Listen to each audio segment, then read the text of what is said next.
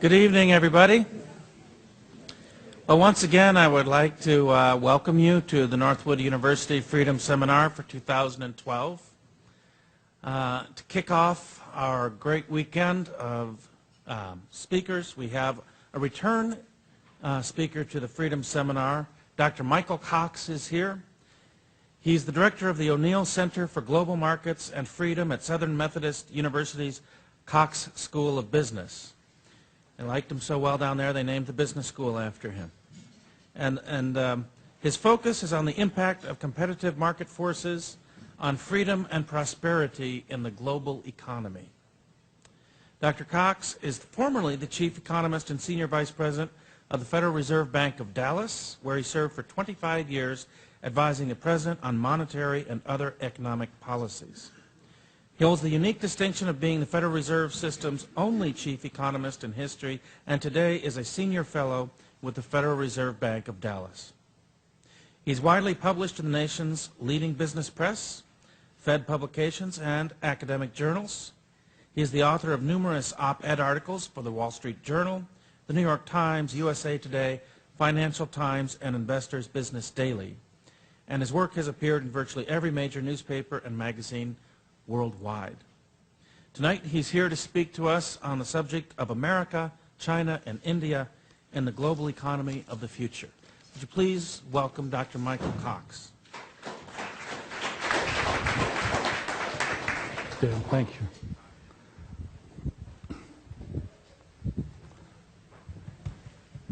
Thank you, Dale, and thank you, ladies and gentlemen, for coming here tonight. I love Northwood. We have a Northwood in Dallas, too, but it's a pleasure to get up here. I've been a friend of Tim Nash for a long time. Sorry Tim couldn't be here tonight. I miss seeing him. But you have a wonderful university doing a very, very important thing for society, and I think it would be really difficult for any of you to understand how important it is.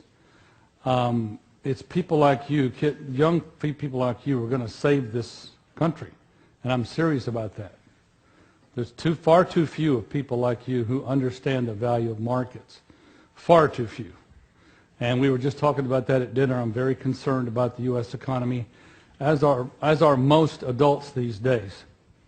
We can return to some of those issues about which way America is going here after I give my talk. But let me start here with the subject that Tim wanted me to talk on America, China, and India in the global economy of the future. You see out there a lot of concern about China. Certainly for them, it's a wonderful new time, the dawn of a new dynasty, China's century. America has a big fear of China.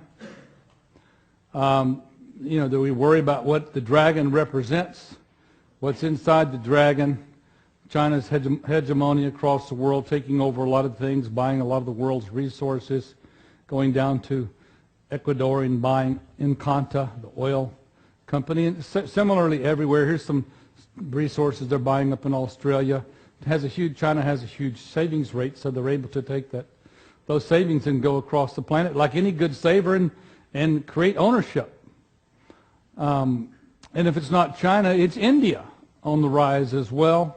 What that means for America, India Inc., why the world's biggest democracy is the next great economic superpower. What does that mean for America?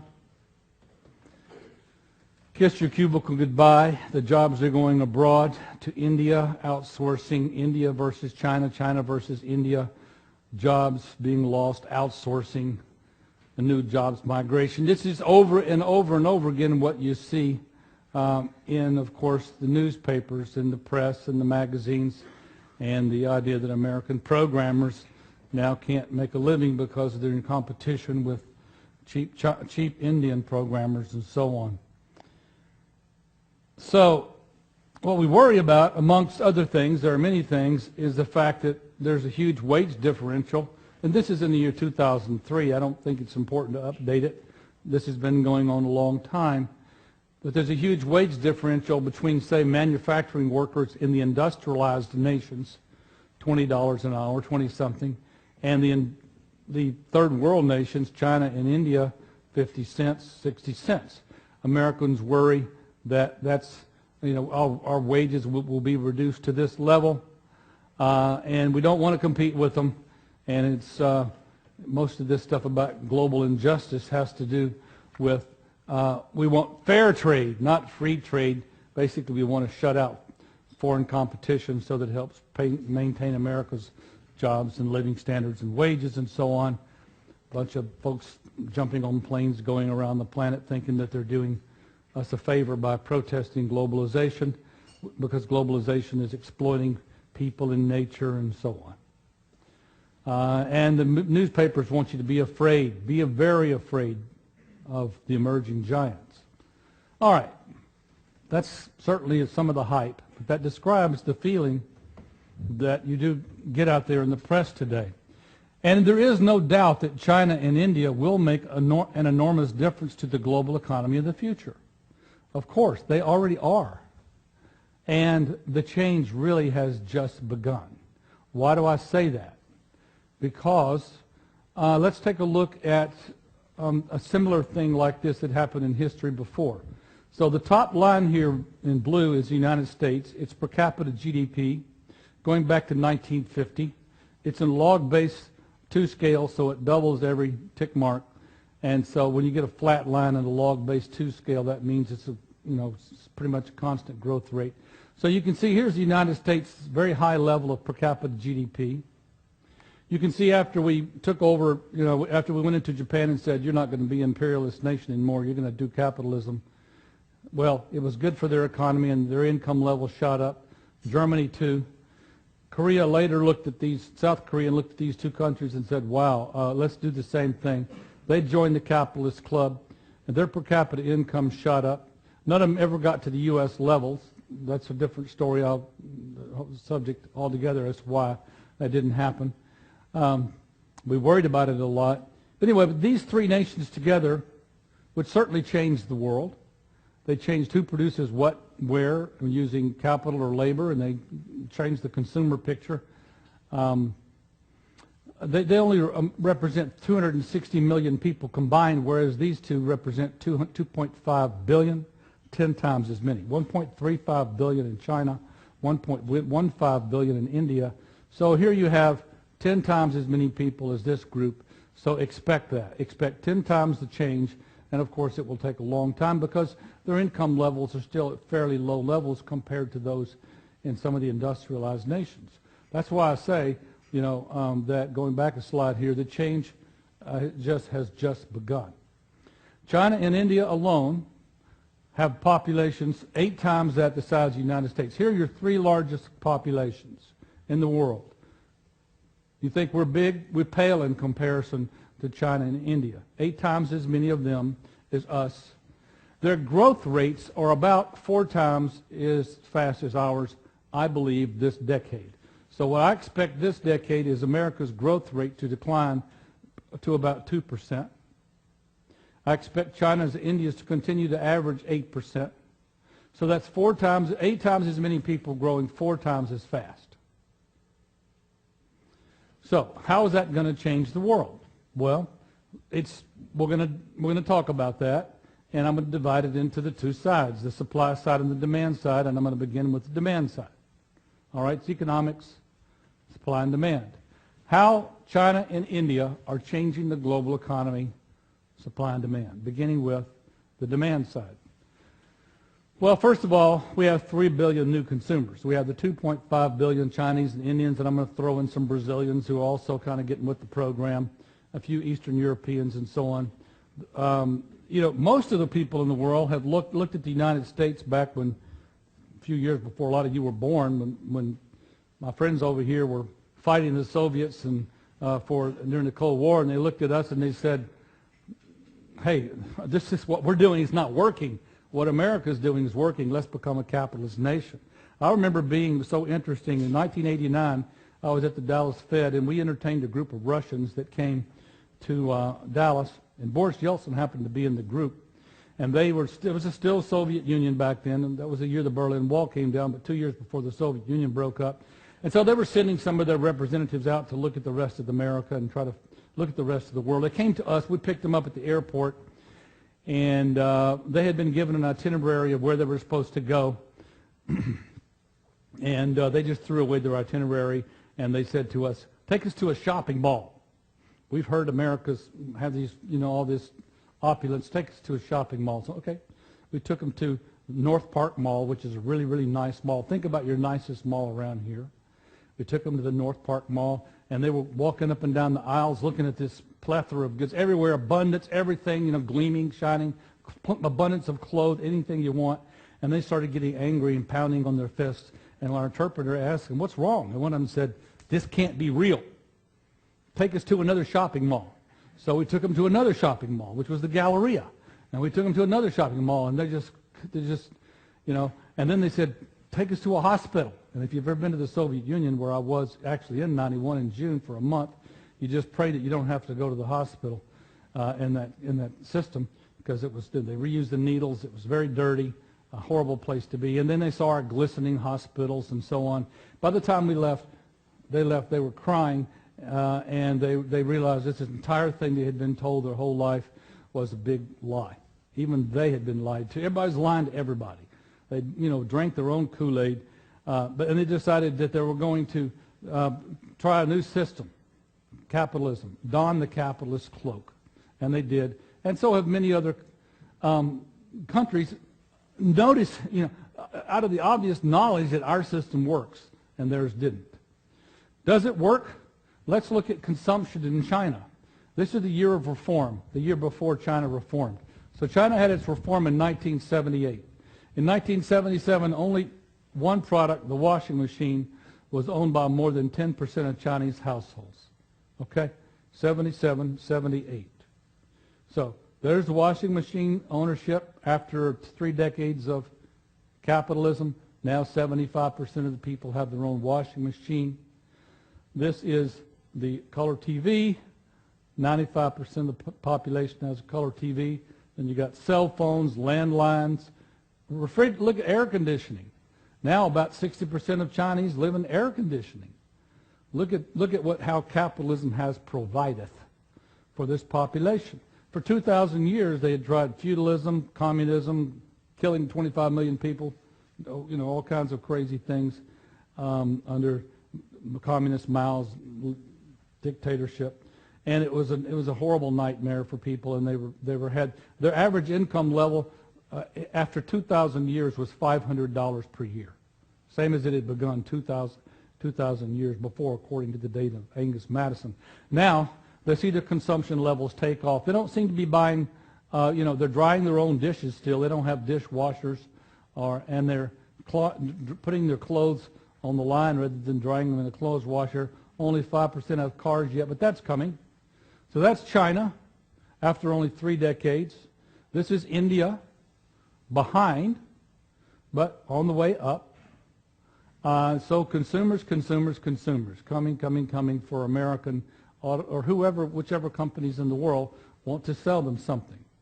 What you hear a lot about how China and India are exporting more as a share of their GDP, and they are. Those are the black lines here. India's exports are up to about 23% of their GDP. China's exports got up to about 40% of their GDP. That was a recession, so it'll go back up. But you don't hear about how their imports are also going up. In other words, they're buying more from the rest of the world too. So 8 times as many people, growing 4 times as fast, and every year spending a larger fraction of their budget on things produced outside their country, which could be our stuff. Okay?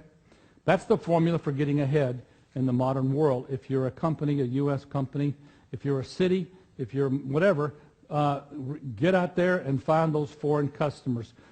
21 out of 22 potential customers in the world lives outside of America. We're 4.5% of the world population here. They're 95.5%. Get out there, sell. Actually, this is up to 7 billion now. Get out there, sell them something, bring the money back into the United States. That's the secret for success in companies which are hitching their growth wagon. Companies which are hitching their wagon to foreign growth instead of U.S. growth are doing a lot better than ones who are still focused on the U.S. customer. Here's an example. Apple. I'm going to show you a number of charts here which will comprise about 12 years of data. I pulled it out of the annual reports, the 10Ks of each one of these companies. Here's 1998 to 2010 of Apple's domestic sales, Apple's foreign sales. Look at this huge explosive growth in Apple's foreign sales, especially recently. Apple is doing a very smart thing. They're advertising in Bollywood movies. And I implore you to watch Bollywood movies. Anybody, do I have any Indian people here? Any Indian students at all? Okay. I'll give you 40 Bollywood flicks to watch. Ramani Banati Jodi, I'll give you just and what you will see when you watch these Bollywood flicks, which happen, by the way, to be watched by more people than the Hollywood flicks. There are more Indians who go to the movies, and in fact, Bollywood produces more movies than Hollywood every year. And they go to America, they go to the Indians in Indonesia, the Indians in India. They advertise, American companies are advertising on these movies. When Shah Rukh Khan opens up his computer, he's sitting at a desk in his apartment, and when he opens up his computer, guess what's going to glow? It's that little apple on the back of that computer, right? Or when Aishwarya Rai picks up a phone, former Miss World, when she picks up a phone, it's going to be an iPhone. Now, you know, when the poor countries first started buying mobile phones, they could only afford the $25 phone, which was a Motorola phone. But when you put an iPhone phone in the screen on the movie screen and they see it, you create this subliminal aspirational demand for a cell phone, for that cell phone. And so recently, cell phone sales in India iPhones have just skyrocketed because they're finally able to get what they really want when they saw it. Nike is doing that. PepsiCo is doing that. You see Starbucks a lot. When you watch these movies, just watch. Look at all the U.S. products in there. Look and you'll see Starbucks on the corner there. Okay, and that tells you what's going on. There's a lot of trend setting and product placement in Bollywood films, which are enticing consumers to buy things. And that's the way American companies can get ahead, of course. Companies that are popular globally and are having an increase in global sales are all the internet companies like Google, and that's 52% foreign sales, Amazon 54%, Cisco, eBay, like I said, most of the internet-style companies. The drug companies, I can show you several of them, but they all look the same. You know, people need pills all over the globe. Pfizer, 57% foreign sales now. Texas Instruments. In the most recent 10K of Texas Instruments, the 2011 10K, you'll find that this is 90% now. 90% of the revenue they get from selling their microchips, which of course go into all kinds of products. 90% come from abroad. They're having declining domestic sales, but still growing sales. Kimberly-Clark, when they make when they make diapers and household products, they tend to customize them according to the country in which they're selling them.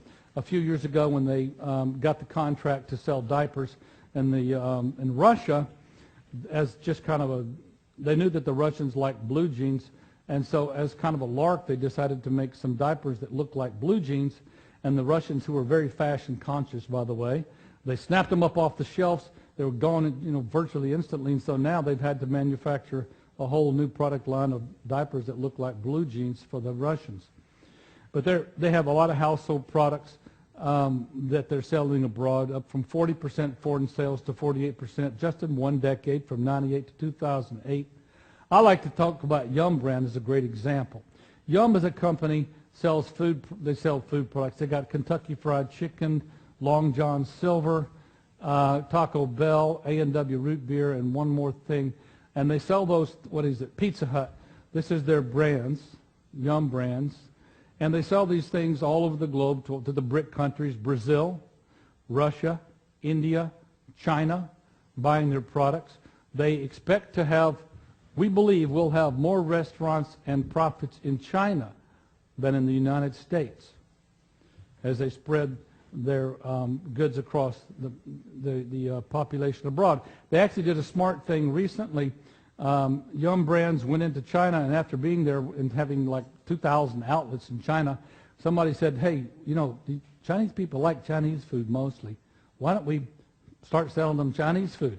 And so they bought two Chinese food companies, one called Pot Stickers and one called Little Sheep, and then they used their distribution network to sell Chinese food to the Chinese. Smart thing to do.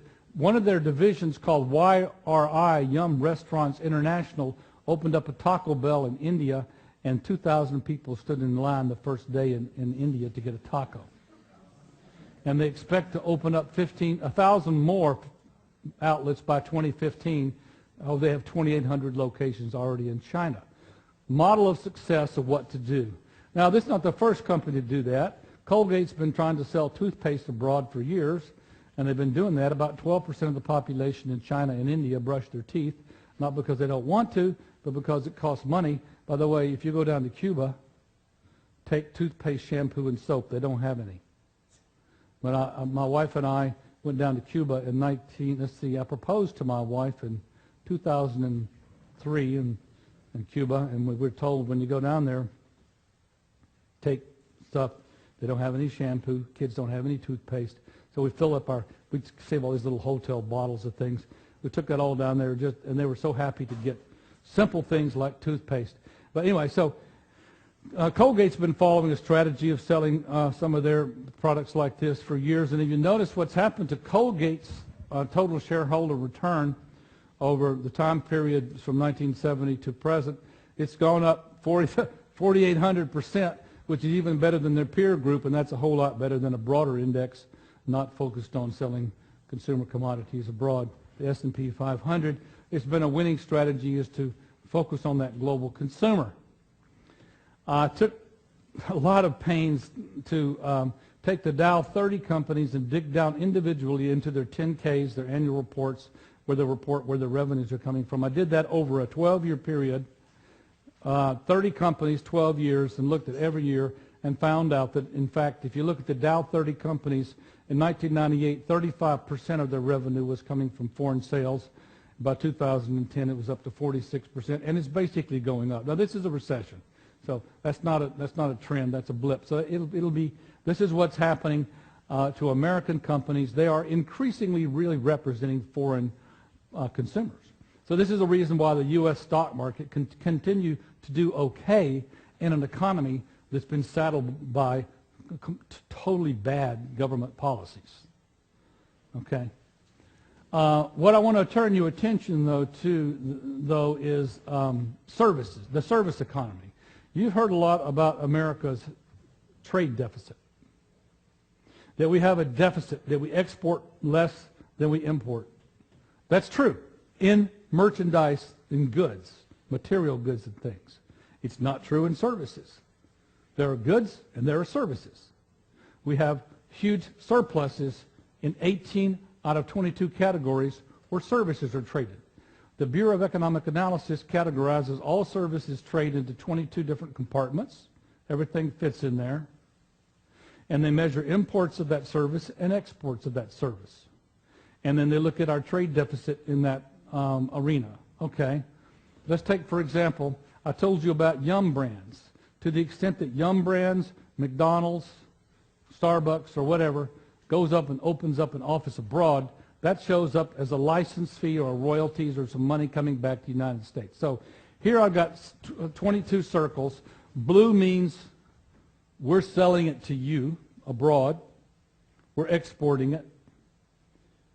Tan means we're buying it from abroad. Now, any good economist doesn't believe the malarkey that exports are better than imports or anything like that. And so I know Richard Eberling is over here thinking he knows, Mike, yes, of course I do. I know that all trade is good and we shouldn't focus on our trade deficits or surplus. The point of this right here is to show you that we are very good at some things in the world. And this is kind of our future. This just tells you what, if you want to be successful in the world economy of the future, some things you ought to look to toward doing, because chances are, since we're already winning at it, we can continue to win at it. All right, so we're over there opening up our, franchises and stuff over there. That's another example. We're managing the world's money. Now, if I'm a rich Chinese person and I want somebody to manage my money, I'm probably not going to be nationalistic about it and have a Chinese person do it. If the best person is somebody in New York or in America somewhere, then they'll manage my money. So we manage the world's money. We do a lot of management, consulting, and training over there. We educate the world's population. My students are full of foreign students, and every time one comes to my class, the money comes from their country to America, and that's an export of my service to them. We are doing a lot of advertising for the rest of the world. Film, TV, sports, and arts. This is Oprah on TV around the globe. It's the Super Bowl on TV around the globe. It's our movies spreading across the globe. China wants to be the world's leading manufacturing country. Okay, then you're going to need our industrial engineers to come in there and set up the plant. And then they're going to need to come back and they're going to need to install, maintain, and repair it. You want to find oil in the jungles of Colombia? Well, you're going to take our 3D seismic people down there with all their fancy equipment and go bounce some sound waves off the substrata of their surface and find the oil. So that's mining stuff.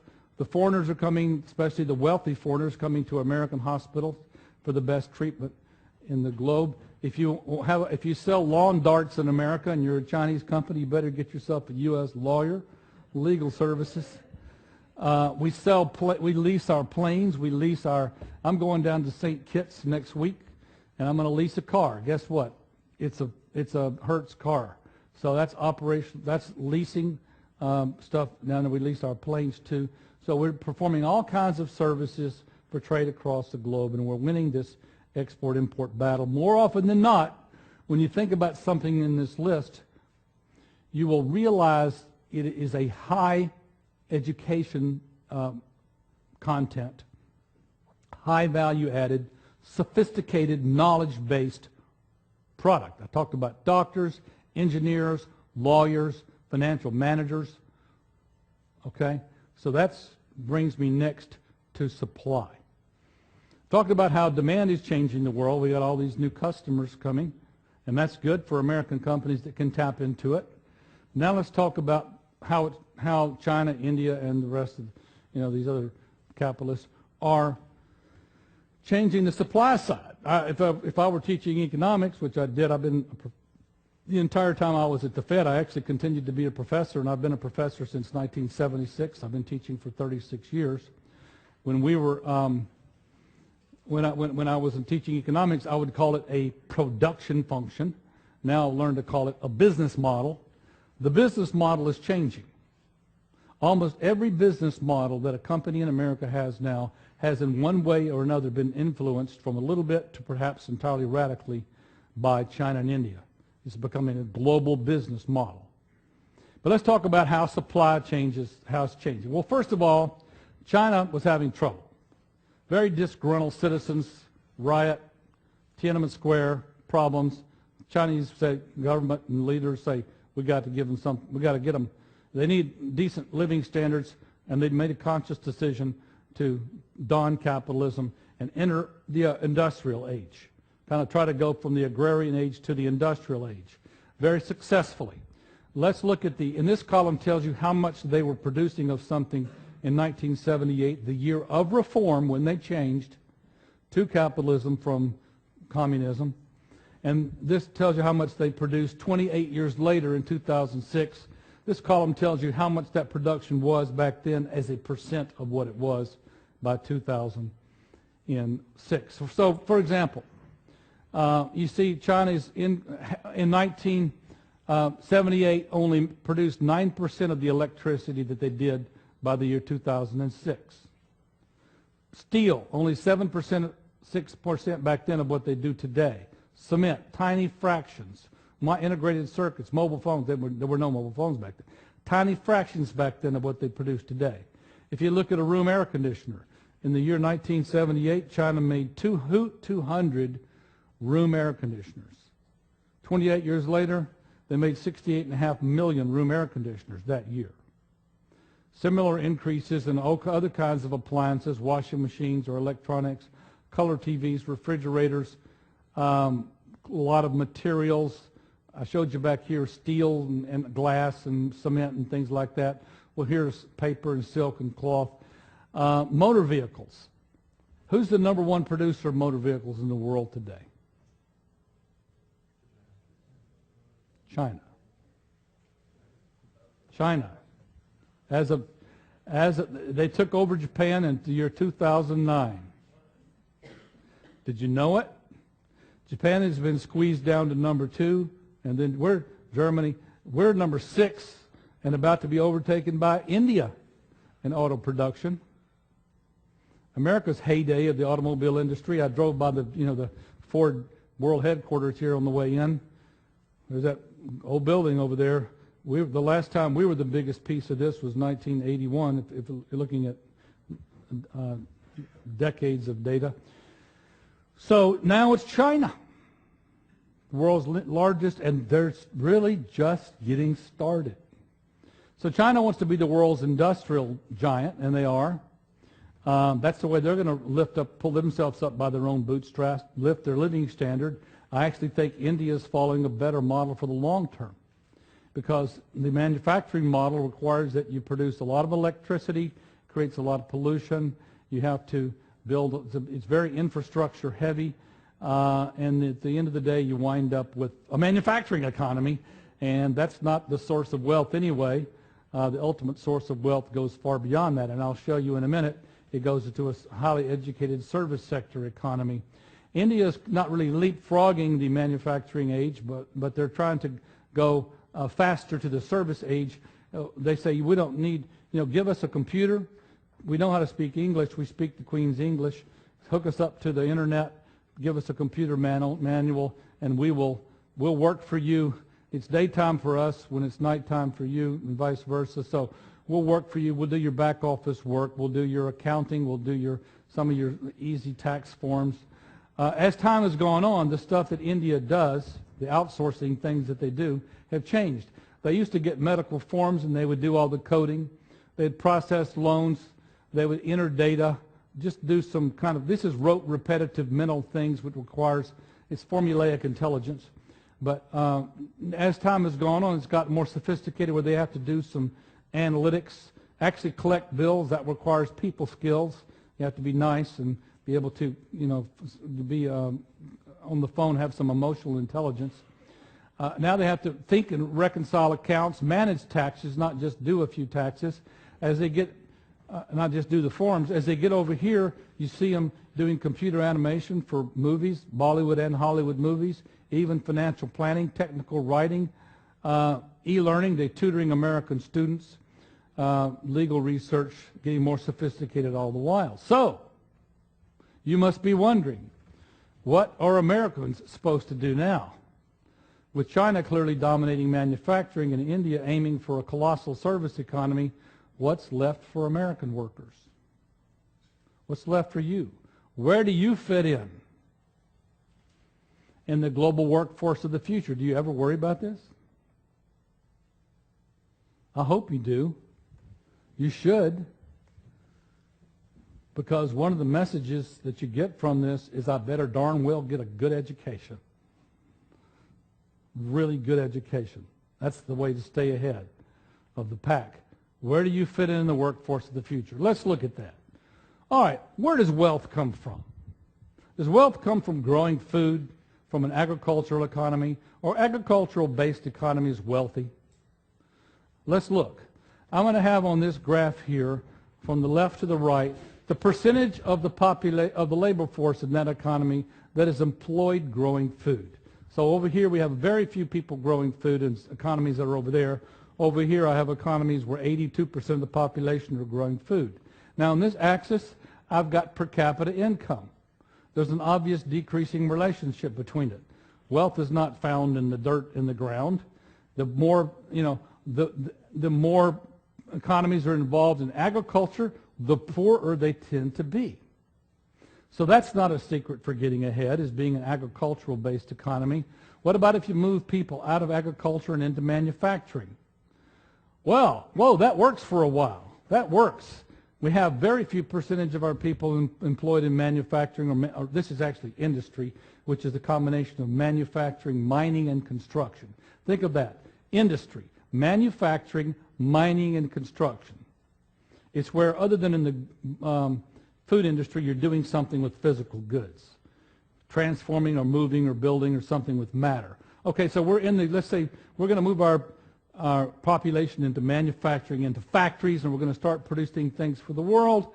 And so as we do, and we get more people involved now, this time in industry, our income goes up. And we think, oh, this is the path to wealth. The way to wealth is more and more of a manufacturing economy. In fact, it looks like it just starts to zoom up. But look what happens after a while. You can't get any further upward in terms of wealth by going further outward in terms of pushing your labor force into manufacturing. You hit a wall.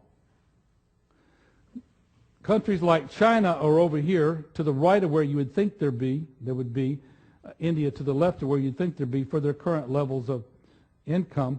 This shows you that China is really pushing the manufacturing. India is saying we're not going to be manufacturing so much, we're going to be services. But once you get to a certain point, if you keep trying to become manufacturing, it just doesn't work. You've got to change drivers. You've got to change to another horse. I mean, that makes sense, right? I was brought up in the manufacturing business, cold drinks. I was brought up making cold drinks, root beer, Barks root beer. Was I ever going to get rich bottling cold drinks? No. How was I going to get rich? Education, knowledge, something that's of a much higher order use of human beings than moving their hands around on an assembly line or something. So, what the data shows is that the road from poverty to wealth ultimately leads to a service-based economy. High value-added, knowledge-based services, not the services where I cut your hair, or I drive your taxi, or I clean your house, or I'm your nanny for your kid. Not those kind of services, but high knowledge-based services. Doctors, lawyers, dentists, accountants, engineers, computer programmers, stockbrokers, commodity brokers, pharmacists, veterinarians, biological scientists, okay? So, services. So here is the percentage of employment in services, and you'll find that the line goes up towards economies like United States, Norway, which have the highest per capita GDP, tend to be the ones where they have the largest percentage of the population working in services. This blows away the myth that you hear often that value is inherent in matter, that if I'm going to get ahead, if a nation's going to get ahead, they have to have a big manufacturing economy. That's absolutely false. That kind of notion would likely be pushed quite a bit around a town like Detroit, which at one time got most of its living from the manufacturing industry. But we've since left that behind and gone on to knowledge-based economy, and that's the way up. So, in other words, what the takeaway from this is you need to be in the service sector, and you need to be supplying a high value-added, knowledge-based, knowledge-intensive kind of thing, which you can sell to the whole world, which faces the demand from 7 billion consumers, potentially. As time has gone on, America has moved workers from agriculture to industry to services. As it turns out today, about 80% of America work in the services sector. We've gotten down to where only 1.4% of us work in agriculture. Think about that. If I go back to, if I were to take this back, I know the data back to, I just didn't put it in here. In 1790, right here, agriculture goes up to 95%. In 1790, 95% of Americans were working on farms. Yet we were starving. It took 95 people out of every 100 just to grow food. That meant there were 5 people left out of 100 for everything else we wanted. Build our houses, teach our children, be our doctors, and all the other many things that we need people for. So, we were in poverty, working from sunup to sundown, just out in the field. As we got more productive and were able to shed those jobs and get rid of those jobs in farming and move to other industries, we could move our labor to manufacturing and mining and construction. We were able to get more wealth. Now, as we continue to have those things that are produced, but without the people being in those industries, and we move the folks on to service industries, we can get more wealthy. So capitalism is about recycling American workers from lower order uses, working in a field, to higher order uses. Okay?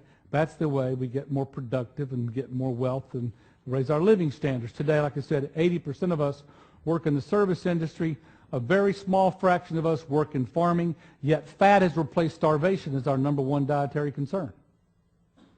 With 1.5% of Americans working on farms now, we worry more about eating too much, having too much to eat, than having enough.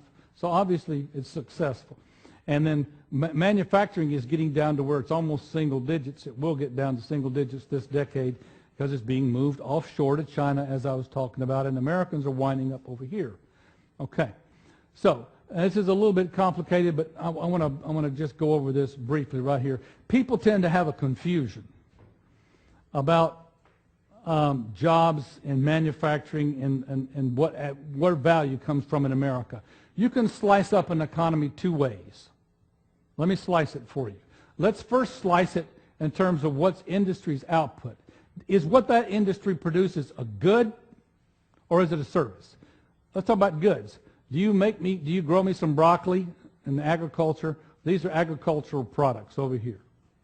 Or do you manufacture something, or you pull oil out of the ground, or you build buildings and factories and homes?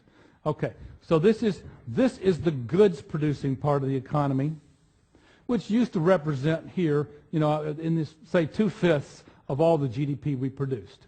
And 3/5 of it would have been a service economy. At some point in time, that certainly would have been right.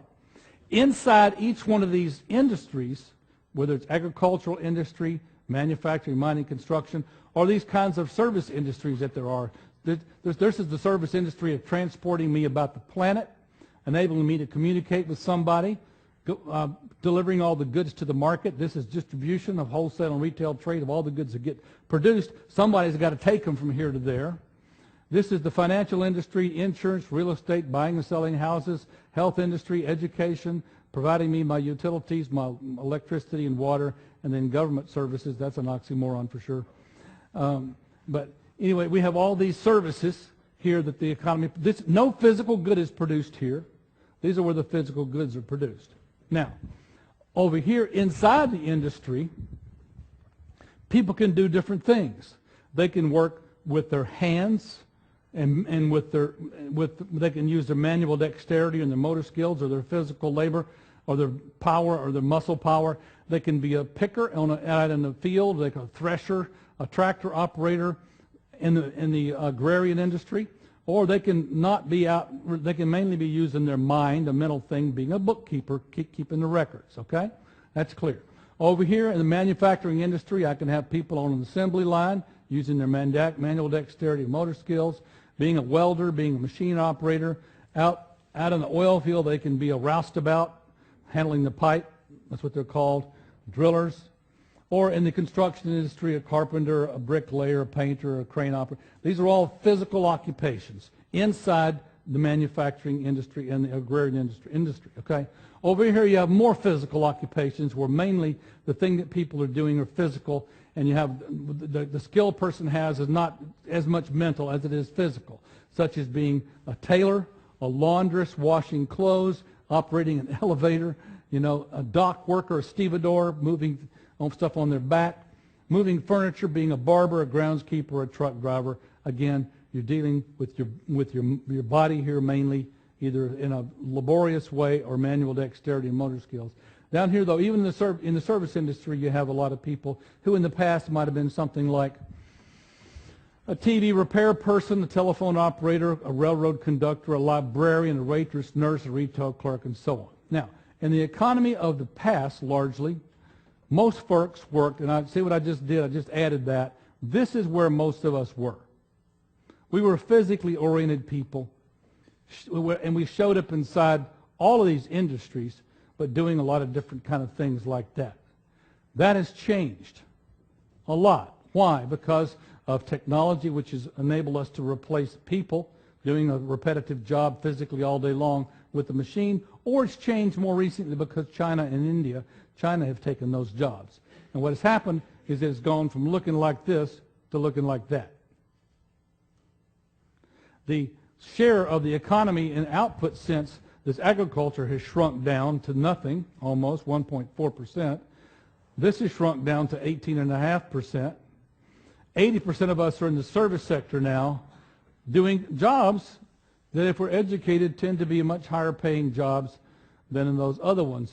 A doctor, lawyer, dentist, accountant, engineer, scientist, an airplane pilot, hedge fund manager, an inventor. Not all of them are high paying. They may be a secretary. But the labor force has changed to where we're a lot more mental. Now, so what I've just said to you is that the big change really has not been so much in what America produces. We still have a big manufacturing presence in the world, but we just don't have people working there. What has really changed is the way the work gets done, how we work, how you and I work, and that takes me to the final thing I kind of want to talk about here, which is this is the centerpiece of my forthcoming book called The Imagination Age. Okay? So I'm going to talk about now the hierarchy of human talents. I'm going to rank human talents from the least important to the most important. Okay? And least valuable to the most valuable. And as it turns out, there's a historical progression of what we've been used for at work, which follows this progression. And this is basically, I'm saying, I'm about to tell you, what does your employer need you for? What do they want you for? Well, 150 years ago, they wanted you for your muscle power. There was no engine. There were no engines and motors. There was you in the field behind an ox with a plow, and you better keep the plow in the ground and be strong. I used to see my grandfather plowing even in his 60s, and it was amazing. You know, muscle power. Dig that ditch, hammer those railroad spikes in. You're going to dig a foundation for this building. We don't have any machinery. Do it with picks and shovels, break the rocks, and carry them up in buckets with pulleys. Muscle power. But then the economy got engines and motors, electricity, and we got engines and motors. And the economy said to all you strong workers, hey, sorry, the thing you've got so much of, muscle power, is not so valuable anymore. We're going to replace that with steam shovels and other things that can do the power. But we do need you still. It's not that we don't need people. We just need people to do different things. We need your manual dexterity and your motor skills. We need you to move to the factory floor and work on the assembly line and screw these nuts and bolts in all day long. Or if you're maybe going to move dirt, put your hand on that ball that operates the crane, the digging equipment, and move it from here to there. We need your manual dexterity and motor skills. As time went on, machinery replaced people, and things got more sophisticated, and labor complained, and so they were moved from the factory floor to the front office, where they were told to do repetitive mental things, formulaic intelligence. This is the era of mass production. Right over here, automobiles. It was making us wealthier, and so mass production, you know, one car after another was making us richer, but we needed people to keep up with the bills, pay the people from whom we bought the parts, collect the money from the people to whom we sold the cars, open up a ledger, debits, credits, formulaic intelligence. Do the same thing over and over again, not of a physical nature here, but mental nature here. But then, guess what? Everything that's formulaic can be programmed. And so somebody invented the programmer. And that debased formulaic intelligence and all those clerks and bookkeepers, and we had Excel spreadsheets. But now we do need somebody to write the computer program. Analytic reasoning became valued. We needed somebody who could think, somebody who was mathematical, somebody who would, or maybe not necessarily mathematical, but they could diagnose a patient's illness, use their analytic reasoning, figure it out. And this is where the age of scientific reasoning, I think, kind of peaked right here. Every computer program that's written substitutes for hundreds and thousands of people who might have to think about it. And as time goes on, analytic reasoning is under attack in America by Indian programmers from Indian Institute of Management who have really good skills too. So this is even really kind of slipping away in the American population as necessarily the only really good way, or the best way even, to make money.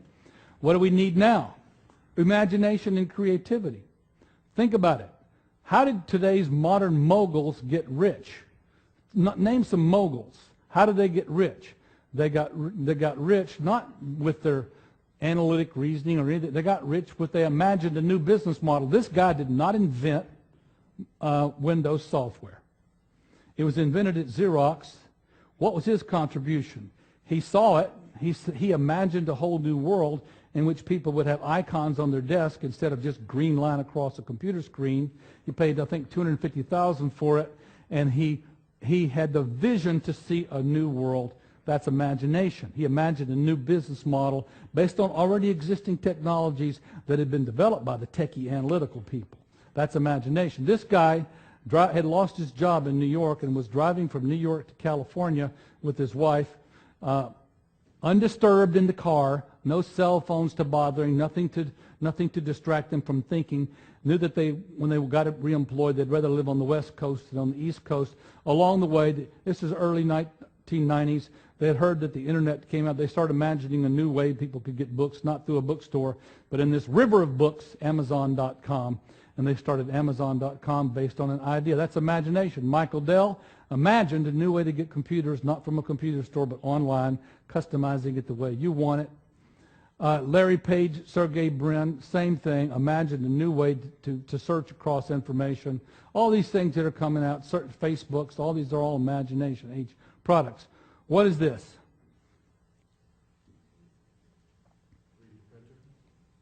It's what? It's a PVC pipe. What do you use it for? Plumbing. What's the way you can make the most money with this pipe? How can I get rich with this pipe?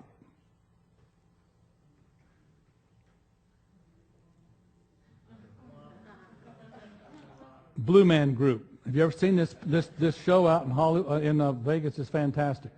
I mean, I got a whole video of this. It's amazing what they can do with this pipe. And everybody in the audience paid $100 to see them do a very creative thing, imagination. And it's just fantastic, the Blue Man Group, what they do with all this pipe. Remote surgery. American doctors now, with the new business model, operate on patients 5,000 miles away from their office with remote robotic surgery, even open heart surgery. That's a new business, a new way you can do things using your imagination. Tutor Vista. For $100 a month, you can get all the tutoring you want from an Indian student who has a PhD or a master's level education in their subject. And the company is brought to, the workers are in India. The company manager and owner is an American who imagined a new business model possible by technology. And so we're running the company here, and you can get home helps $100 a month, pretty much all you can eat tutoring. You got to go watch this. It's transglobal tutoring, Indian tutors explaining foreign concepts, but it's a U.S. company using foreign workers. So that's imagination, imagining a new world possible with all the new technologies that make it possible. Then the creativity is somewhat different. It is somewhat different. Creativity is the part of the job which you want. You don't want, if you're going to make a doll, a Barbie doll, what do you want? You want to make the beads which are ultimately transported to China and melted down for the doll, or do you want to, here are the different parts of the doll, okay? The molds come from the United States, that's design, as do the paints. Dolls leave China, leave Hong Kong for the United States. 35 cents covers the labor. Do you want to be that, the labor who assembles it? You want to be the 65 cents of the materials? Or do you want to be the people involved in designing it, marketing it, selling it, you know, the better jobs? This is an example of creativity right here. I stopped counting. There are over 500,000 different apps right now for yourself, for your iPhone. And my grandson was coming through the house the other day, Parker, and I said, Parker, what are you doing? He said, I'm looking for ghosts. This is Ghost Finder, right? New apps coming out all the time. Imagination, creativity. My friend Dwight Lee is practically deaf. There's a new app for deaf people that helps you hear in restaurants. All you can know that if you're in a restaurant and you hear a song, you can pull up. What's the name of the app for telling you what song that is? What is it? Shazam, and get that one. There's so many apps. This is you guys should just fall right into this and be creative. What is the secret to creativity?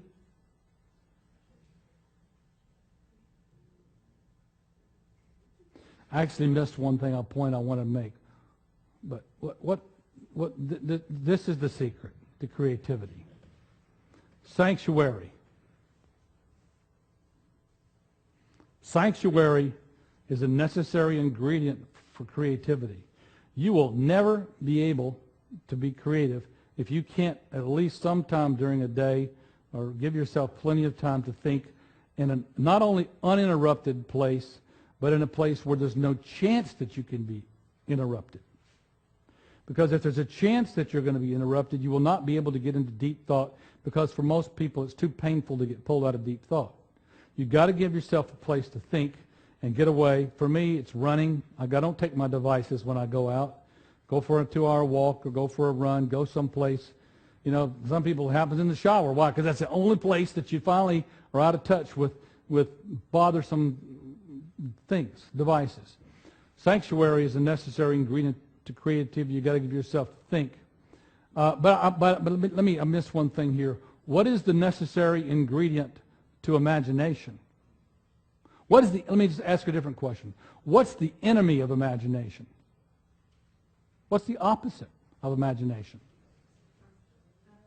Somebody I thought you said. Assumption. Assuming that it has to be a certain way because it's been that way forever. Right? In Dallas, we have the Dallas Mavericks. It's a basketball team. It's owned by a guy named Mark Cuban. Mark Cuban started a company called, I think, Real Broadcasting or Real Audio or Broadcast.com or something like that.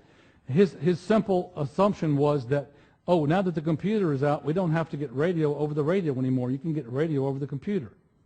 So assumption, if you think, in times of great and tremendous technological change, you know, when the frontier is lifting forward, when the production possibility set goes upward and new things become possible, it's important to be able to think outside the box, drop your assumptions about the way it has to be.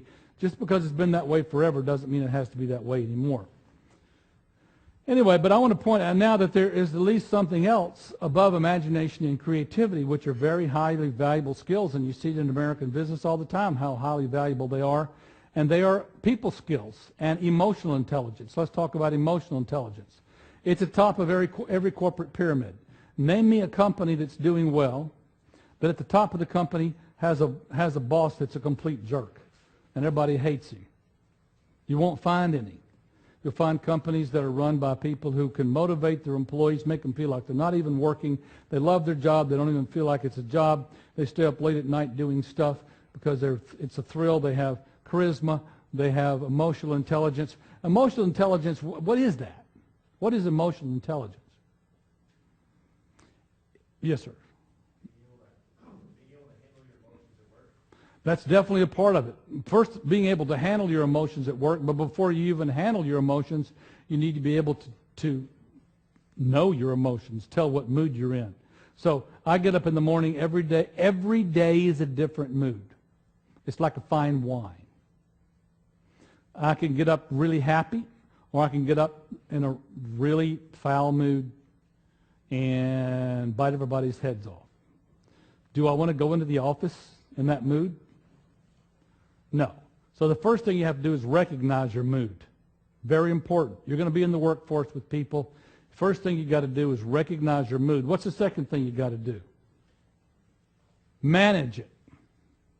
Figure out what can change your mood. For me, again, it's vigorous exercise. I go out and run. If I'm not getting tired enough, I'll sprint. I usually try to sprint during a 5-mile run, sprint at least 5 100-yard dashes, to where if I don't die, there could be, and I'm so happy that there could be a nuclear bomb over there exploding, and I would say, isn't that a beautiful mushroom cloud? Puts me in the right mood. Okay, it's important. Or it might be music. You know, music changes my mood. My wife's from Ecuador. I happen to like, Latin music. I hate rap. If you want to make me angry, let me get some gangster rap or something, and I'll be angry. But you might not work that way. Something has to be affecting your mood. Okay. So that's emotional intelligence. It has to do with that, and it has to do also with being open, as open as possible to how you're being viewed by others. So I'm looking at your faces right now. I know who's laughing, who's not. I've noticed how many people get up and go to the bathroom, whether they come back, how quick they come back. Are you looking? That guy's back there been keeping looking against the computer the whole time. That to me is by the way, it's really low emotional intelligence to do that. to have a speaker up here and be looking at your computer while I'm up here speaking is rude, and your generation needs to get beyond that. But so many of you don't do that. It's also important. I'm using your faces as like a mirror to me to see if you're paying close attention to me, and I've got your, then I know I'm doing okay. Or if you start to go like this, I think, okay, I've got to change. This is boring. So all this feedback is very, very important to get about yourself from other people. At the top of a corporate pyramid, you'll find maybe 5 people who are really good at emotional intelligence and so on. And by the way, there's no reason why this is the same ratio, 5 of us, and we're 5 out of every 100 people in the world. There's no reason we can't be the world's business managers, business leaders, the ones who know how to operate the business, because we have, we are more attuned to our moods and more attuned to our emotional intelligence. We have a sense of humor and so on. We have people skills. Why should America have an advantage in people skills over the rest of the nation? There are 3 reasons. Here are 2 of them. Number 1, a large percentage of our workers have been employed in the service sector for a long time already, so we've been working with people, and we've had to get good at relationships with people. If I'm in the field hoeing, broccoli or something, I don't need to have a relationship with the broccoli. Or if I'm in a manufacturing plant, I can be as mean as all get out and still get the job done. But you can't get your job done when you're playing, when you're, you're not dealing with other people very well. Also here we do have the customer's always right attitude. It's okay to give customer service. We don't view it as below our dignity, as others do in other parts of the world. But we also are a melting pot. We're a nation of diverse cultures and races and so on. Here we are. Look at you out there. We are the world. And so because we've gotten used to each other, chances are we are much more able to manage a world labor force where people look different across the globe than folks in most countries. This is what my wife's graduating class looked like at Yale a few years ago. And, it's a thing of beauty, If God wanted us all to be the same way, he would have made us that way, but he didn't. And when you learn to appreciate each other, you learn to see that we don't learn to denigrate, but to celebrate diversity. Then you're there with the right mindset of managing the world population. But let me ask you this: is there anything more valuable than that? Anything above people skills and emotional intelligence and the hierarchy of human assets? What's more important even than that? In writing my book, thought that I was done when I came to this top thing, people skill and emotional intelligence, until one time I was out on a plane going to Scottsdale, Arizona, to give a speech to a bunch of insurance executives, and I was noticing those guys working, and I thought, now, wait a second. What do they have that they're selling? And I realized that there's this was about the same time something else was happening in society, you'll see here shortly. And I realized, and we all know that there's something far more even valuable than that. And it's what happened to Tiger Woods. Tiger Woods still has his physical abilities. He still has his manual dexterity and his motor skills and all of his muscle power. He still has all that. What did he lose? His integrity, his reputation, his character. And he's just one example. I could name other people, many people.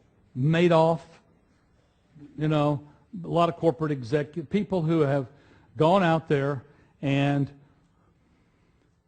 lost, here's $22 million in lost endorsements. At the top of people skills and emotional intelligence, of course, is something even more important. Your reputation, your character, your image, your values, what you stand for, your constitution, your ethics. Don't give it up. Don't ever give it up for any amount of money. It's not worth it. Fortunately, in today's world, if you trade it away, you won't get anything for it anyway, because too many people have. In fact, what the corporate world is increasingly looking for is people just like you who won't trade it away for anything, and they'll pay for that. So, maintain your integrity. I have 2 pieces of advice to you, very strong advice when I leave. Here's one I want you to do as a person when you go out there. Maintain your integrity. There are many, many young people I have seen get hauled up and go to jail in their 20s because they did something that they shouldn't have done. Got caught in a corporate scandal, didn't think about what they were doing, whether it was right or wrong, and before they knew it, they were caught up in a big mess. And when their sixth sense should have gone off and said, this is not right, it didn't go off, or they didn't listen to it. That's number one. Two pieces of advice. Number one, maintain your integrity. And here's the other thing my piece of advice I want to give you. Now, you hear a lot about the income distribution in America, and there's a bunch of rich people who are evil in the top 1% and blah, blah, blah, and they got that way through luck and not through hard work, and they just don't want to share their wealth with others, and that's the nonsense about what it takes to be successful in America. This tells you what it takes to be successful in America. This is data from the Bureau of Labor Statistics that shows you income, average income, by educational level and by age, whether it's the 25 to 34-year-old age group or so on up to the 55 to 64-year-old age group. Notice that as you add education from a junior high dropout, this is less than the ninth grade, so they dropped out of junior high, dropped out of high school, graduated from high school, got an associate's degree or some college but didn't finish, got a bachelor's degree, got a master's, got a doctorate, got a professional degree. Look what happens to income. As a first approximation, a very strong first approximation, the income distribution in America is an education distribution. Education in America is very, very important toward determining what income level you're going to be at. So you tell me, how much money do you want to make? And I'll just tell you how much education you're going to need for it. And it's not just the level of education, it's the choice of the field that you go into. And that's something else I want to show you. So here are salaries at mid-career for bachelor's degrees, people who got a bachelor's degree and did not go any further. They didn't go get a master's or a PhD. They stopped at the bachelor's level. Mid-career, 10 to 15 years out of school. And this right here at the bottom is the 10th percentile. So there were 10% more people who made less than that. And this is the 90th percentile, so 10% more people made this. So this is between 10 and 90, 80% of the people I'm here. So here by fields. This is 50th. If you follow this line down, that's the median. Look at the fields. What are most of you majoring in?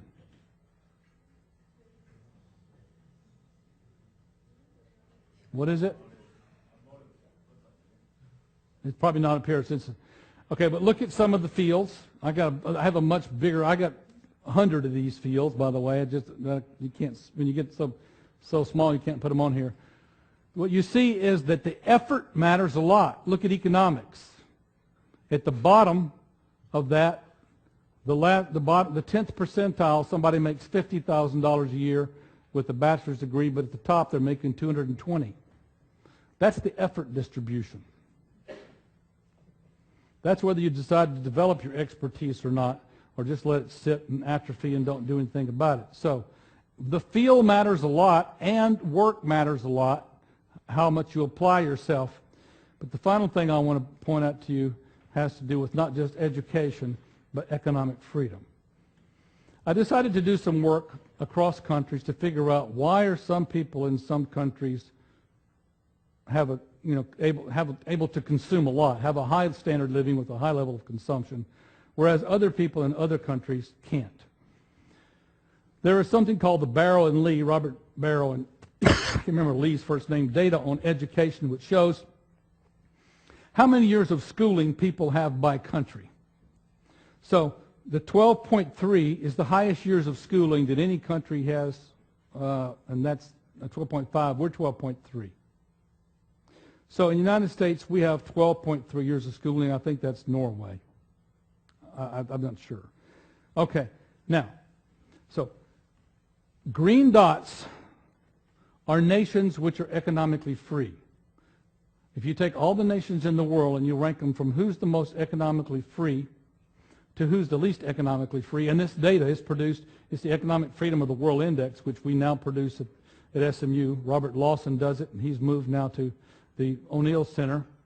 They produce data every year on who's the most economically free nation, who's the least economically free. Green means we're an economically free nation. We're in the top 25. Gold means we're an economically unfree nation. We're North Korea. We're Venezuela. We're Cuba or something. And then blue is the middle 50. So if you take the data on this, income as a function of education, years of schooling, and economic freedom, and you do statistical testing, which anybody learns about in grad school, called econometrics, hypothesis testing. Here's the equation that you come back. This is what the data tells you.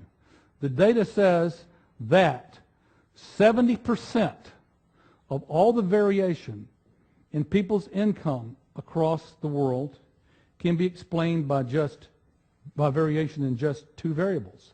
How much schooling do those people have per nation, and what is their level of economic freedom in that nation? So here's exactly what the equation comes back to look like. If you estimate it as log base 2 and put it back into normal form, this is it. Now, with this equation, which is the computer's estimate of it, very high t-stats, that means we know we know, in fact, we're talking about truth here, that this is in fact working. Let's suppose I take U.S. level of schooling, 12.3 years, and I hold it constant. I hold S constant at 12.3, and I lower our level of freedom down from where it is now, which is where it was at the time of this study. Let's just take away our freedom and move it down to the level of Cuba's and see what happens. So here's the United States with our level of schooling and our level of economic freedom. Let's just take away freedom and watch what happens to this dot. That's where it winds up. Taking away America's capitalist economy, allowing that to happen, allowing capitalism to be destroyed, is going to ruin the value of everything you're working for. If you don't think I'm right, go get yourself a PhD in finance.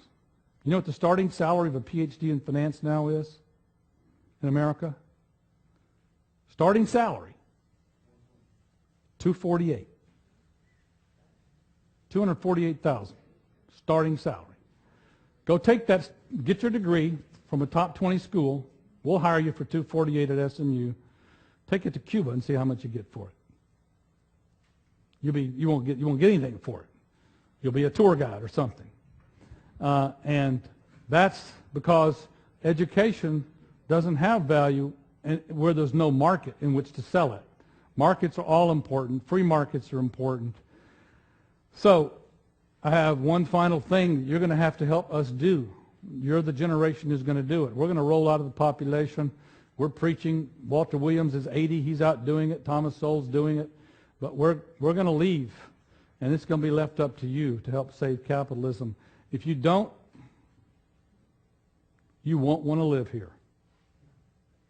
And you won't want your children living here. And I won't live here, and I'll move, and I'll leave, and a lot of us will. People are already talking about that. So that's all I have for you today. I'm going to stop and take questions. Thank you.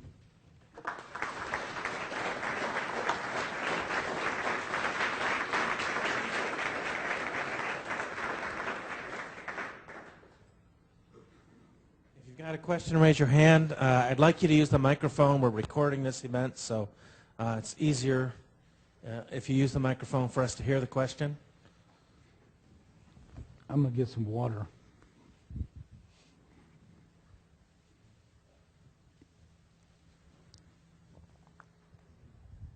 On the list of how much money you were making versus how much of a degree you got, above doctorate degree is listed professional degree. Yeah. What would a professional degree be? MD.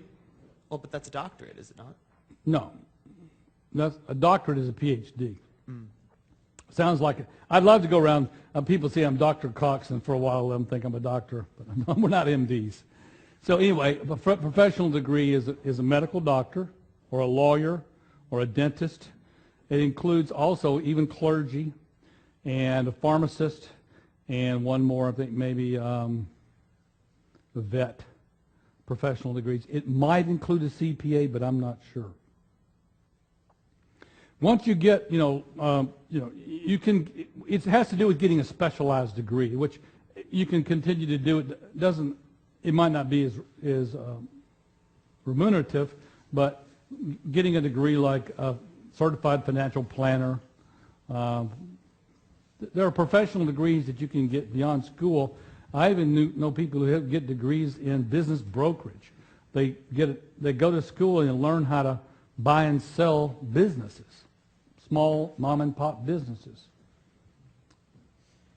But those particular degrees, professional degrees, are doctors. And doctors, I even have the salaries on doctor salaries. It's very interesting. They range from $100,000 a year to $1 million a year for doctors, depending on whether you're a GP or whether you're a neurological surgeon. And the school as well from which you graduate. But other questions about anything, because I'm a pretty general economist here. Doctor, over here. Yes. My name is Maurice McTeague. I'm from George Mason University in Virginia, and before that from New Zealand. I want to ask you to sort of explore a little bit further the idea or the concept of freedom, and in the developed economies of the world, the degree of freedom that we're losing annually by regulation and further government incursion into our private lives, and the threat that poses, and what some of the solutions might be. Because I think that deterioration in freedom has been going on, and it's been masked a little bit by other things that have been happening in the world, and we don't realize how much of our freedom that's gradually been lost, often with good intentions but bad results. Well, the solution, I think, is much easier to say than to accomplish.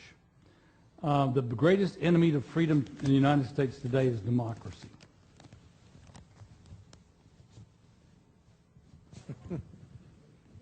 Why did I say that? Because we don't have a strong enough Constitution, and we're allowing ourselves to vote on everything. Look at California. California is a state which just has the notion that, well, hey, let's just vote on it. And whatever 51% of the people say must be an ideal solution. Well, that completely ignores the fact that we need a Constitution in the first place. Why don't we just vote now? Let's have a vote. I want to kill them. 51% of us decide to kill them. Is that okay? I guess not. So we have to say that's maybe not a good application of democracy. How about if we vote to take all their money? We can't rob them with a gun, but we vote to enslave them. How about if we vote for slavery? 51% of us said, we want you to be our slaves. Is that okay? No. Okay. So something else, not over-application of democracy. My favorite economist is a black man, Walter Williams. Most of you know. I respect him tremendously. Dr. Walter Williams, who teaches at George Mason. I was at Washington when Dr. Williams was asked a question recently from the audience, and somebody said, Dr. Williams, every day, he said, the government's taking 40%, at the combined federal and state and local level, government is taking 40% of everything I make. What do you call that? And Dr. Williams says, well, what would you call it if you got up every day and you worked all day long from the beginning of the day to the end of the day, beginning of the week, at the end of the week, and at the end of the whole thing, everything that you produced, none of it belonged to you, and it all went to your master. And people said, it's slavery. Yep, right, okay, it's slavery. Okay, so Dr. Williams says, well, what do you call it then if you get up in the morning, work all day long, all week long, and at the end of the week, 40% of what you make is taken by government, and there's nothing you can do about it. People said, I don't know.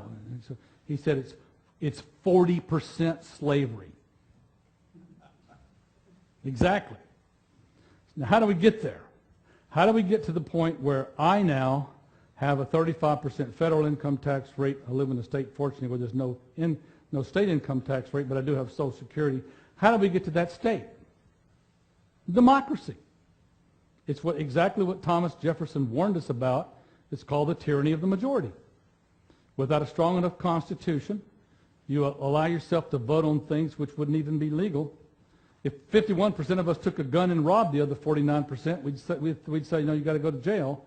But if we become clever about it, and 51% of us say, hey, I want their money, well, we don't have to rob them. Let's just go find a candidate who will run on that platform, who will run on the platform to take their money from them and give it to us. We vote for them. It's legal. Doesn't make it morally correct, but it's legal. So democracy is the biggest threat right now in America to freedom. Democracy is being used to take away people's freedoms. People are voting themselves others' money. Want to see what this looks like in the long run? This is what it looks like. So there was a guy named Alexander Fraser Tytler who studied the rise and fall of nations and pointed out that nations go through a cycle like this, was later called the fatal sequence, where people at first begin in bondage, like maybe people were in the Soviet Union, or bondage to lack of technology. From this bondage comes some kind of faith, say spiritual faith, the courage to do something about it. I saw this when I was in the Soviet Union. In '91, the people were in their homes worshiping even though they weren't supposed to. It was against the law. The government had kicked out religion. You go through the graveyards in the Soviet Union, and it goes from, in around 1913, it goes from crosses to statues of Russian cosmonauts, and well, not cosmonauts, scientists, famous mathematicians, Karl Marx, glorify the state. So we got to break out of this. Courage to have a revolution. From the revolution comes liberty. Freedom to go out and make a better life for yourselves and your family, and keep most of what you make. Production and consumption are tied to, consumption is tied to production. So that makes you abundant because you work harder. 2 or 3 generations of abundance or more, people start to forget where stuff comes from. The kids don't realize that, how we got here. They lose all their historical and institutional memory about where, what makes a nation great. Stuff is just always there. Gnomes and gremlins in the sky produce it. Government has all these things. We think government has stuff. Government has nothing it doesn't get from people, other people anyway. Or maybe the kids are raised not to, in an environment where they don't want to worry about stuff, and then they start to get complacent. Things start to go wrong, fall apart. We start to have more taxes, progressive taxes, more regulation, a system that's increasingly taxed, and people get apathetic. Now, I'll tell you exactly what this looks like right now, because I see it in America every day. Apathy. I see wealthy people, or not necessarily wealthy. I see average Americans who are, by world standards, very wealthy, have a nice life, thinking, I don't want to think about it. Don't bother me with it. I don't have those unpleasant thoughts. Have a nice life. Chances are I'll be able to make it to the end of my life without having to worry about unpleasant things. I just want to watch TV or have a good day or go out and party, but don't bother me with trouble. It's just not, they don't want to think about unpleasant thoughts. Such as the world, such as things are coming apart. The wheels are coming off. Don't want to think about it. Block it out. So they allow themselves to be increasingly taxed, so they can, because they're not fighting back, and you get a huge group of people who are committed to living who want to live at the expense of others. They don't know how to fend for themselves. I showed you some degrees. You know what the people marching on occupying Wall Street, what degrees they had? Puppetry. You expect to make a good living with a degree in puppetry? So they feel like they have a right to certain things. They become dependent. They cede their vote and their entire self-reliance to others so they can have stuff their whole life, and we're back in bondage again. It looks like this. That's Greece. And we're not very many far steps behind Greece. There's a bunch of kids, grown up, government doesn't tax the people. The average person in Greece has at least one dead relative for whom they claim unemployment benefits or Social Security checks. They try to retire at 52. When they're at work, they're not productive, but they want the stuff. And this generation of kids has been taught, they've been raised in public schools and not been taught very well, but have been indoctrinated by a socialist thought. Same thing that's happening in America, indoctrinated by socialist thought. You know, that corporations are evil, they're just polluting the planet, government's your savior, and government gives you everything you have anyway. And so these people think that, you know, that austerity to them means it's unfair that I don't get the same stuff I used to get from government all the time. Meanwhile, of course, the way that they're getting it is that the Greek government's selling debt to people in the market who they're never going to pay back. At first, the European Union said, oh, we'll cover your debts, but now they're saying, you're not going to do that. Just go off on your own. And I'm sure they'll eventually disappear from the European Union. The Germans aren't going to, I don't think, support this kind of nonsense. So that's the loss of freedom was accomplished through democracy. They're called socialist democratic states. Socialist democratic states do not worship democracy.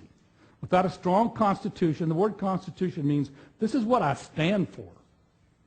I stand for life, liberty, pursuit of happiness. I stand for the right to keep what I produce and earn in voluntary exchange with others. You have no right to take with me. I don't understand why somebody hasn't made a moral case against income redistribution. It's morally wrong for me to go out and engage in an activity with you where I bring you a product which you voluntarily buy. I make you better off. You give me the money. I give you the product. And somebody over here says, and you owe me 30% of whatever profit you got from that. That's morally wrong. It means that they are forcing themselves to live at your expense. Think about it. Income taxes and redistribution is morally wrong. If you don't understand that now, you need to go back thinking about that, because these people are deciding that they have a right to live at your expense. Right. The smartest person in the world supposedly is a woman named Marilyn Savant, who's a friend of mine, IQ of like 180. One day somebody asked Miss Savant, what rights do I have? And she gave the most perfect answer. She said, you have no rights that require that anybody else do something in order for you to exercise that right.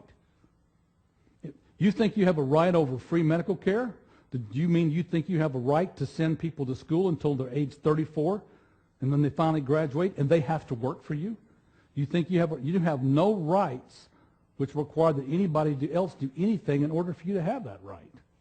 But that's the way people think today. They think they have rights over this stuff. And where does it lead? To a throng of people like this who are out of control. So if any of you have not read, if you want to know where this leads, we already have the script. It's already written out for us where it leads. The book is 1,169 pages. It's called Atlas Shrugged. If you want to know where it leads, go read Atlas Shrugged. This is exactly the script that's playing out in America. And eventually the people who are footing the bill for all these people will just say, see ya. And you said New Zealand? I'm already looking at New Zealand as a place to live. Or Canada. But the house prices have gotten expensive there. I would love to just get out of this thing and see the whole thing, just all these people who claim, no, that's mine. What you got is mine. No, it's not. What I own is not yours.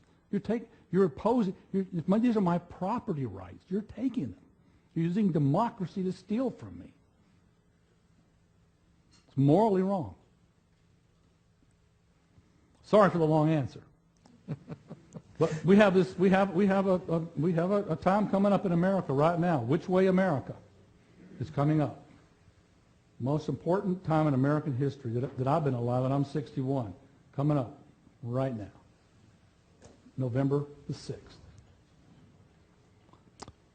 Okay. More degrees. Y'all are looking for that. Oh, one more thing I'll show you. Unemployment rates and starting salaries as a function of degrees. And what you'll see is the STEM sciences, science, technology, engineering, math, tend to get good starting salaries and low unemployment. here's a good degree. Go get yourself an actuarial science degree. Everybody got a job, a 0% unemployment rate. They started at 80,000. This is what's filling Wall Street. This is what's filling up the occupying Wall Street. I never have greater battles with socialists than I have inside American universities. When I was in the Soviet Union in 1991, my friend Alexander, who was a philosophy professor, said, Mike, where would you like me to take you? And I said, take me to a Soviet farm. I've heard they're horribly unproductive. He said, that's too far. We can't do that. He said, let me take you over here. And we came back to his apartment, and we talked for a long time. And we got into an argument. I said, Alexander, we're a nation of capitalists. You're a nation of socialists. He said, oh, no. You got socialists too. I said, no, we don't. He said, yes, we do. I said, okay, where are they? You know what his answer was? He said, they're in your universities. He had been a spy for the Soviet Union. He had come to America, had been taught in the philosophy department in Georgia, and he said he fell in love with America. You know, he'd been taught to bring back the news about prostitution, crime, unemployment, inflation, recession, back to the Soviet news at night, propaganda, for them to use to make America look bad. Instead, he fell in love with America and went back and became a counter spy for the in the Soviet Union for America. And so we got this argument. He knew what he was talking about because he'd been in American universities, and that's where he felt comfortable. I have completely found him to be exactly right on that score. Socialists hang out in American universities. You will never in your life hear more socialist nonsense than in your, not these classes, rooms like this, but your other English, history, particularly bad, really bad, history. Or maybe your religion department, sometimes our religion department at SMU is Marxist. Philosophy, psychology, art history, they feel like, hey, we have a degree, and you've got a degree. We both have PhDs. Why shouldn't we be making the same thing as you business people? That's not fair. It's just constant socialist thought. It's very strong. You can go read Joseph Schumpeter on this. Schumpeter has his book, Capitalism, Socialism, and Democracy. Chapter 7 of the book is, the name of the chapter is, Can Capitalism Survive? He says, no, I do not think it can. And he talks about how it will die at the hands of university intellectuals. So that's the real threat today. It's coming from, and this is something I don't like about the current administration in Washington. It's full of intellectuals and elite intellectuals, and they mainly come from the professor arena, who have no concept of the real world. Well, unfortunately, we've come to the end of our session today, so thank you again, Dr. Cox.